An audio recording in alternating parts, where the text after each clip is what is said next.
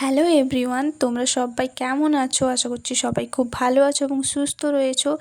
তো তোমাদের সবাইকে আমার একটা নতুন ভিডিওতে অনেক অনেক ওয়েলকাম। তো এই কিছুদিন ধরে আমি ঠিকমতো ভিডিও পোস্ট করতে পারছি না। অ্যাকচুয়ালি আমি এই চ্যানেলটাতে শর্টস ভিডিও পোস্ট করে থাকি।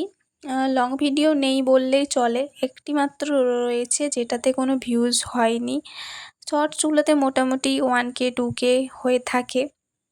তো সেই কারণে আমি শুধুমাত্র শর্টসটাই পোস্ট করে থাকি। আর এই কিছুদিন এতটা পরিমাণে ব্যস্ত হয়ে গেছি যে সেটাও আমার পোস্ট করা সম্ভব হয়ে উঠছে না, কারণ কাজের চাপটা একটু বেশি রয়েছে। আর তোমাদেরকে বলে রাখি, আমি কিন্তু আঁকাআঁকি কোনো দিন কোথাও শিখিনি।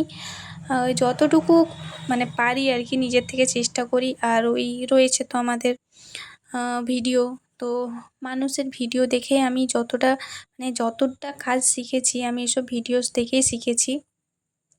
তো একবারে তো কোনো কিছু হয়ে যায় না, সেটা সবাই জানো। আস্তে আস্তে সব কিছুই হয়, চেষ্টা করতে থাকতে হবে।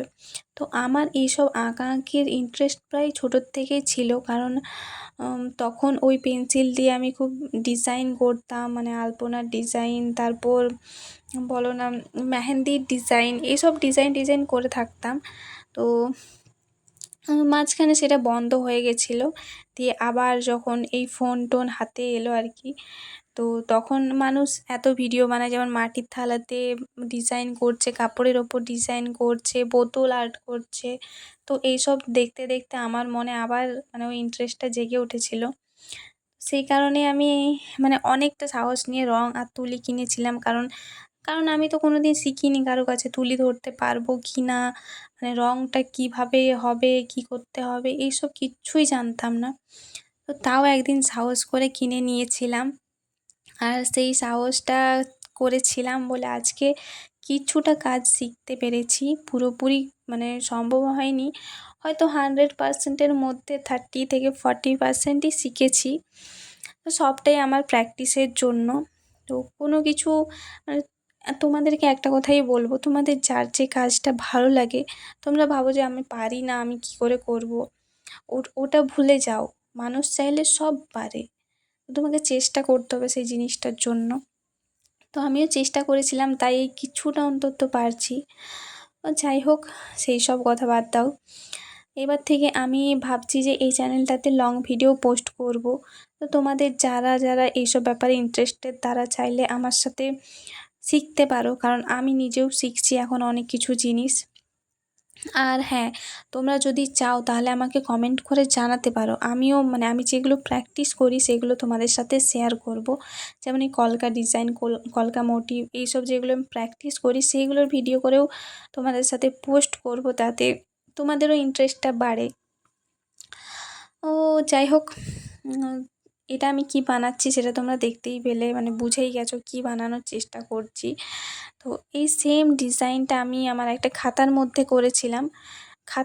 হ্যাঁ, খাতাই বলতে পারো, কারণ আর্ট পেপারগুলোকে আমি কেটে কেটে খাতার মতন করে বানিয়েছি, যাতে আমার আঁকাআঁকির সুবিধা হয়। ওই যে বললাম আমি প্র্যাকটিস করি, তো সেই জন্য আমি আর্ট পেপারগুলোকে কেটে খাতার মতন করেছি। আমি আর এক্সট্রা করে খাতা কিনিনি। তো সেখানেই করেছিলাম এই ডিজাইনটা, একটা রেড কালারের পেপারের ওপর। বেশ কালারফুল হয়েছিল আর খুব সুন্দর লাগছিল আমারও। তো সেটা দেখে আমার ইচ্ছে হয়েছিল যে এরকম আর একটা বানাবো, যেটা আমি আমার বাড়ির দেওয়ালে লাগিয়ে রাখতে পারবো। তো দেখো, আমি আঁকাআঁকি করি, এটা অনেকেই জানে, আবার অনেকে জানে না। আর আমি যে আঁকাআঁকি করি তার প্রমাণ কোথায় বা কী, এইরকম আর কি। তো আমার বাড়িতে যাতে মানুষজন আসলে দেখতে পায় যে আমার আঁকাআঁকি জিনিসগুলো, সবাইকে তো আমি আর ডেকে ডেকে বলতে পারবো না, এই দেখো আমি এটা করেছি, ওটা করেছি। যারা সোশ্যাল মিডিয়াতে আছে তারা হয়তো মানুষজন দেখে, হয়তো তারা জানে, কিন্তু যারা ধরো সোশ্যাল মিডিয়াতে নেই তারা কিভাবে জানবে। তো সেই কারণে আমি এরকম ভেবেছি যে এরকম একটা দুটো জিনিস বানাবো, না আমার পক্ষে যতটা ভালো করা সম্ভব ততটুকুই চেষ্টা করবো আর কি ভালো করার। তো সেইগুলোকে আমি বাড়ির দেওয়ালে এরকম লাগিয়ে রাখবো। তো যেমন ভাবা তেমন কাজ। প্রথমেই দেখতে পেলে যে আমি একটা বোর্ড মানে কার্ডবোর্ড টাইপের ছিল, ওটাকে ব্ল্যাক কালারের আর্ট পেপার দিয়ে এক সাইডটা পুরো কভার করে নিয়েছি। আর হ্যাঁ, ওটাকে কার্ডবোর্ড বলে না কী বলে আমি জানি না, ওটা অ্যাকচুয়ালি কেক রাখার যে বোর্ডগুলো হয় ওটা ছিল। তো রিসেন্টলি আমার বাড়িতে মানে কেক আনা হয়েছিল একটা অনুষ্ঠানের জন্য, তো আবার সেটা ওই বোর্ডটা ফেলে দেওয়া হয়েছিল। তো সেটা আবার আমি কুড়িয়ে এনে ভালোভাবে পরিষ্কার করে ওটা দিয়ে কাজ করা শুরু করেছি।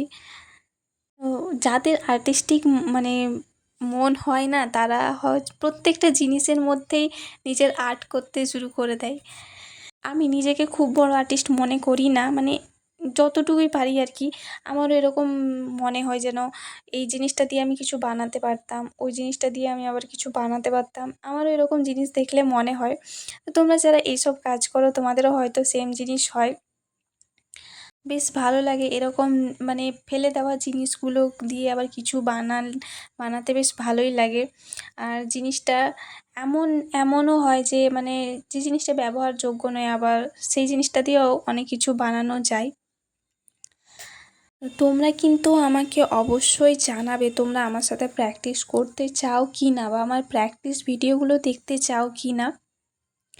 যদি চাও তাহলে অবশ্যই কমেন্ট করবে, আর যদি না চাও সেটাও প্লিজ কমেন্ট করে জানাবে।